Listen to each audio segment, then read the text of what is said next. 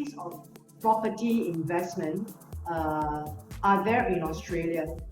Different categories. Can you just like shoot off the different categories of properties?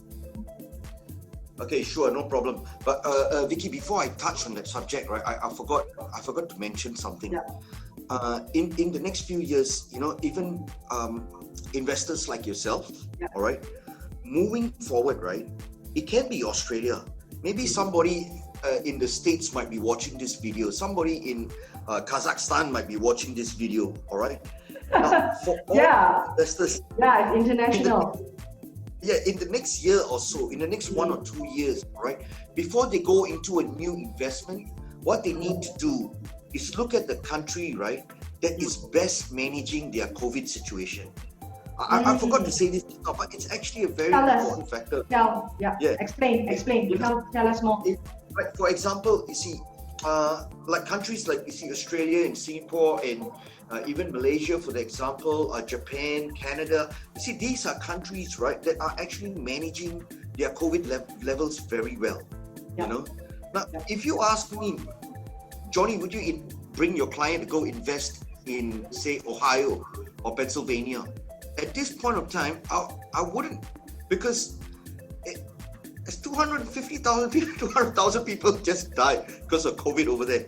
All right, I wouldn't invest in China for that matter, but at least I would stay away from states around Wuhan. So it's this kind of thing. You see, you go to a place where, due to this present COVID situation, you want to look for a government that is managing it well.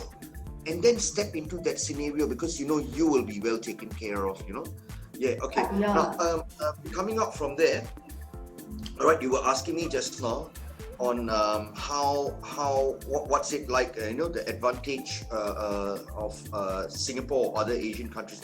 Was that your question? Yeah, I do want to know also, what are the advantages in investing? Yeah. What is that? Beg your pardon? Okay, I do want to know what are the advantages for Singapore to invest in Australia over other countries? Yeah, because a lot of Asian countries are up and coming also. Okay, you see, I've been dealing and working with local developers and builders this last few years. Not only that, also I've been working with foreign buyer sellers. Some of them actually have bought land over here, and some of them actually decide to demolish and rebuild a hotel, apartments and stuff. Now the bottom line is that every shrewd investor, or every good or successful investor, all right, they always want a fee in simple perpetuity, which is, I'm sure you know what that is, right? That means a constant cash flow every month or every year till the end of time. Till the end of time, you want to buy this property, invest in this property, right? And this property to be able to fill or line your pockets till the end of time. You want to be able to give that property to your next generation and keep passing it on and on. Why? Because it's freehold. And sad to say, look, I'm not saying that it's bad to invest in Singapore.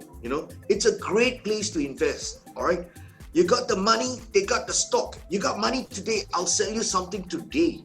And you will start seeing money in the next 1 or 2 years. Once you start renting, once you start, your mortgages starts to get lower and lower. Within 4 or 5 years, you'll be selling off your property for good return. So that's Singapore. All right, you've got stock, you've got good traffic, you got good flow. But most of the properties, you don't really fully own it. There is about 90% of Singaporeans who are homeowners. But on a good day, they can go live with their parents, they can rent out their apartment, they can pay off the mortgage. They will make money, man. I'm not saying they won't. They have good CPF, which is over here, it's like a superannuation, which you use that to pay for your house as well, and this all builds up the thing. But at the end of the day, you're not just a homeowner. You want to be an investor. Now, an investor, that is what you need to look for. You need to look for the viability of the strength of your property, you know, on a freehold basis when it's just out there. 30 years later, your grandkid can say, that's my grandfather's, and now it's mine, you know. So that is the comparison, I would say. Yeah, Yeah. yeah. Nothing beats perpetual, you know, because Yeah, it yeah, becomes absolutely. wealth. Yeah, You're yeah, not eroding your wealth. Uh, when it's perpetual, you keep it and then you will grow. But if you just have a leasehold, you're actually depreciating every day, every year, and you're just eroding it away. I mean, it's a concept that yeah. scares Singaporeans as people start to realize that. Yeah, Yeah, true. You know, I lost a lot of money. I lost really big this year, yeah, because I actually had two. We were doing two properties. There was a local developer on a property at Surfers Paradise, right? Right there in the Gold Coast, you know, at Surfers Paradise, we're going to demolish. We're going to build like a 30-story hotel. That was one, and there was another one right there in the heart of Brisbane. All right, both of which was amazing. All right, beautiful properties, very well known. They're known developers. You know, we had good equity funding as well for building and everything. We had guys from Singapore who wanted to fund it as well. You know, everything was going so well. Like, and then everything just suddenly went to sleep. And How I'm is not that the so? only one because of the COVID situation. You know, Oh, okay, when it okay. when it hit, yeah, when it start to hit somewhere around October, November last year over here, all right, the things already started getting shaky, you know, Yeah, and the investors can't even fly down here to see their property. You know, yeah. over here, the bankers can't even fly up over there to discuss details, sign contracts, where these things, you know, they cost Mm, 50, 60, 70 million dollars. You want to see the person, and we want to sit down and discuss, and none of that mm, could happen. yeah, Well, we tried, you know, we yeah, tried doing this Zoom call thing.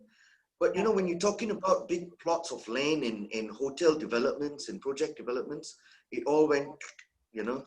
But I Mm, survived, you know. I mm. mean, look at me now. Like the government as well, they've really controlled and managed the situation pretty well. And Things everything are is picking up. moving up quickly. Yeah, Yeah, it's picking up quickly. yeah, Just like in Singapore, man. Here in the yeah, Gold Coast, it's coming up fast, man. yeah. Yeah. Yeah. And you know, even comparing with Singapore, I think you have stated the heart of the subject matter is in Singapore is really just leasehold.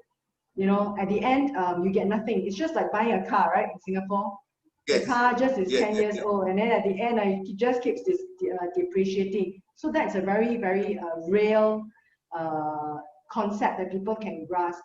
Is True. there any other advantages, like a Singaporean, in terms of Okay, yeah, our experts, right? And I yeah, would have to say, when I say our experts, right, some of them are my good friends as well. yeah, They are bankers, they are lawyers, they are private equity funders, they're developers, real estate agents. Some of them have been serving for yeah, like 35, 40 years, right? yeah, Now, these experts, you know, when I talk to them, they still have a detailed prediction of somewhere between 5 to 7% ROI to be safe, mm, right? yeah, Uh, but on a scale of, if you look at Ray White in yeah, Sydney, yeah, uh, now their data shows, this is yeah, quite interesting actually.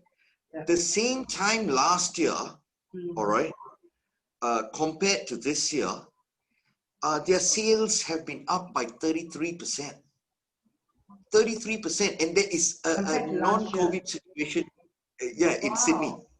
Wow, wow. All right. Why is that So these so? are things. Why is that so? Okay, that's a little bit micro though, and you'll be quite surprised to know that Yeah. it was due to international buyers. You know, Mm, as in people coming in here, and also those people who have moved here last year yeah, and who have got their PR, and those buyers who are buying, yeah, and the non-resident buyers, and mm, also the temporary resident buyers are mm, actually choosing to stay. You know, and they're thinking, mm. look, I don't I want to go back to see. my country. I want to I stay here and buy a. see. Yeah, they're not Yeah, like me. You yeah, know, I want to be. I want to have the best of two worlds. You know, yeah, I yeah. don't know for how long, but yeah, like I think through a very short conversation, you have hit the nail on the head. Some of the very compelling factors. Number one, how the government has controlled the situation. It shows the government's management, right? And it Yeah, gives the confidence of the people. Not only the true. confidence of the people. I think the world is watching, and the world is literally everybody is like isolated, watching what's happening around the world. I think that's a very good indication um, about the country, right? True, true, true. Number two is about perpetuity. Perpetuity. And number three, you did talk about investing in new properties. And I think usually Singaporeans like new properties, right? You like to go in and Yes, of course. smell, it's just like a car, right? You open the car, or you Yeah, smell the not newness of it. And you know that not no only one can Singaporeans, use this. not only Singaporeans. Basically, when you come to Asians, right? Yeah, Asians, when they come and sometimes they will see a property which has got very good acreage there. Maybe it's got a couple of acres at the back. It's got nice, yeah, but because it is not like fresh and new and yeah, design and build, yeah, design and build, they would actually say, "Oh, it looks old." Even if yeah. outside, like for me, it's rustic. You know, Yeah, see yeah, this I know what term you mean. rustic. Like the Europeans, they will love it. They say, "Wow, this is They love history, rustic. Yeah, a yeah, piece of they like that. history." They want that. Yeah, So yeah, and yes. also you talked about the idea of perpetuity and the cash Mm-hmm. flow. And I'm now particularly interested in the different categories of real estate you're talking about. You did mention about hotels, new developments, and you did mention also about like agricultural land. Could Is there more, and could you like run through a little bit in our short conversation? We could go on in the next Okay. Yeah. episode if you Okay. want to go in and zoom in a little bit. Could you like give us an overview? Okay. Yeah, because what we can do, Vicky, is Yeah, of course we have much more to cover, yeah, but just for now, let's tap mm, on this last question. All right, yeah, and I will give you as much good information as I can for this, and we will carry on with the other questions. In future. I'm happy to do this, man. I'm having such a great time, man. exactly. Speaking to a fellow Singaporean all the way from in Singapore, or Yeah, sometimes you are in France and you're doing this, man. All right. most of the Yeah, time. next level. I know you pick up on that thing I was talking about, acreage, which is crop producing Yeah, agricultural land. yeah, All right. One thing to always watch out for before any investor, if you want to step into Australia for investment, is the FIRB, which is the Foreign Investor Review Board. Like I say, you get your independent advice. Now, if you go to realestate.com.au and you check up on as a foreigner, you just go and search for FIRB. All right, you should be able to come across some of the rules or really the application process, and what are the stamp duties as well, and application fees and stuff. Get yourself educated on that part as well. Now they will, of course, you might feel disheartened because it might say, oh, you can't do this or you can't do that. All right, now I found out some things that is quite interesting. Actually, non-residents and foreign investors can buy commercial land that is used for farming. Of course, you would still have to go through the board. And like I say, if you have good, clean money and it's sitting there and you can show interest, and if you can show that you're going to assimilate and give people jobs, and you see, these are the things that the FIRB look at. All right. And these are certain tips that you want to take on, all right, before stepping into it. And yes, see, where we live here in the Northern Rivers, New South Wales, you have like Queensland up there, all right? And Queensland is all the way right up to Cairns, and you come down to southeast Queensland, where you have the Gold Coast and you have Surfers Paradise that goes down to Burleigh and all. And then after that, you have the border, and then which is New South Wales. And New South Wales comes into a river, and you have riverside properties, and then you have the coastal properties here along the beach, and then the riverside properties. Then you have the hillside properties as well. So the variety is right there. Do you want to live in the hills, or do you want to invest in the hills and the farms? into the crops, sugarcane fields, or you want to invest into some riverside properties where people can come here, one of the best holiday destinations. But you know, I think you're For sure, I will share getting me some very pictures. excited. Yeah, because of you, you always get me excited when I'm talking about those, and I like taking a tone down, but I'm just trying to share as much information as possible. Wonderful, wonderful. Yeah, so there is a variety of properties. Very, very So good. when it comes to categories, Yeah. what I understand is that Yeah. below 15 million for a commercial or land or acquisition, below 15 mil, you do not need FIRB consultation Mm. or approval. All right. Mm. But I mean, don't quote me on that. All right. Rules change all the time over here, especially with COVID. The FIRB has made some changes, but they're temporary.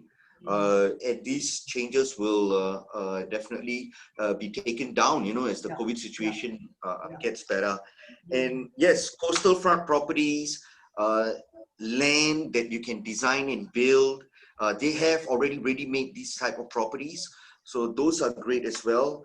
And as long as you get the no objection notification from FIRB, Australia is ready for investment, Wonderful. Yeah. So you know what? I have such a wonderful time, and we are ending on a very high point. Very excited, and I'm actually looking forward to our next talk. I've got more questions for you, and I like our interaction.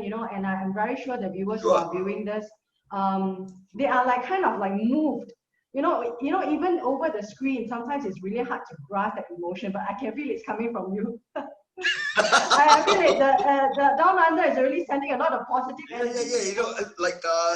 Like over here, just to touch a little bit of like how I am with the locals over here. It is a rural town, and everybody knows everybody, and well, they look at me as someone different, of course, I look like I look native. All right, I have to say Australian that. native. Like a very rich, successful native, but I don't stop people from thinking whatever they want to think. It's your own opinion, and everybody deserves that opinion. But if they actually come up to me and start talking to me, they start to find out that I'm something else, and that actually that makes us friends. And the next time I meet this person, they might be across the street and they would be like, "Hey Johnny, how you going?" And that's good. That's Australians for you. That's Australians for you. They don't judge. All right, they don't judge you. All right, you have to know when you actually come here and you mix with the people, as in really mix. Sit down, have a coffee with them, have a meal with them, talk about your country, and when you exchange and they can see that you're of good character, you will always find a friend in an Aussie guy or lady. Yeah, I think that's a wonderful note to wrap up our interview chat. And Johnny, I want to meet you up again over the technology. Has made us so much closer. And I think whomever is watching this, wherever they are, in Dubai, in Hong Kong, in Australia, in Europe, in America, in Asia, in Singapore, I'm very sure they have taken you well, because you are coming across as such a genuine, warm personality. You make people feel that thank you very much, Nikki. Talk to you. You know what? Yes, I really want to invite you again. Tell them to look up Ray White Mawalamba. All right. Yeah. That's you know what? I will put on all these links on the YouTube description. And anyone who wants to come to you, they can go to your Facebook, links to your Facebook, links to your company, links to you, and look at you with your pineapple in the office. And then I look forward to having another session of chat with you. Even though we are having a very nice, warm banter, we're getting real information. And I like that it's coming across, which is what the platform is about. It's an interview chat. I'm interviewing you with real good information, but in a very casual, non boring manner. You know, Yeah, I we're love not it. having a seminar, but yet I think, Totally love it. I totally dig yeah, this way of sharing information, especially in when it comes to serious topics like yeah, money and yeah, investment and things like that. You know, of course, that we share our facts and yeah, figures. All right. But at the end of the day, all right, if they really want more information, they could always look you up or look me up, and yeah, yeah. yeah, Precisely, and of course, precisely. You know, that's why it's not, if you sit into a Zoom seminar, right, it's like, it's only PowerPoints like point one, point two, point three, you know, it puts people to sleep. But how nice yes, if it it's does. just over a chat and know each other, you know, people want to come back and tune in again.